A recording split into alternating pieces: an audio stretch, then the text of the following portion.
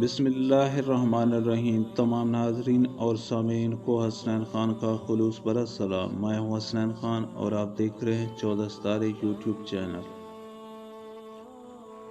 मोअज़्ज़िज़ दोस्तों, एक शख्स हज़रत इब्राहीम बिन अदहम रहमतुल्लाह अलैह से बहस कर रहा था कि बरकत नाम की कोई चीज़ नहीं होती। हज़रत इब्राहीम बिन अदहम रहमतुल्लाह अलैह ने फरमाया, तुमने कुत्ते और बकरियां देखी हैं?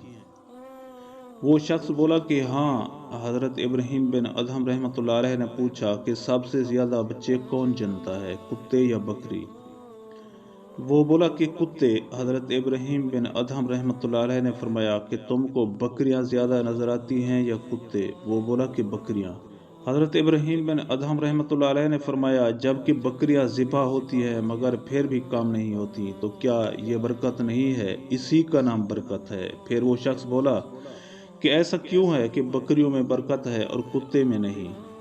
तो हज़रत इब्राहीम बिन अदहम रहमतुल्लाह अलैह ने फरमाया कि बकरियां रात होते ही फ़ौरन सो जाती हैं और फजर से पहले उठ जाती हैं। ये नज़ूल रहमत का वक्त होता है, लिहाजा इनमें बरकत हासिल होती है। और कुत्ते रात भर भौंकते रहते हैं और फजर के करीब सो जाते हैं, लिहाजा रहमत व बरकत से महरूम होते हैं। बस गौर व फिक्र का मकाम है। आज हमारा भी यही हाल है। हम अपनी रातों को फजूलियात में गुजारते हैं और वक्त नज़ूल रहमत सो जाते हैं।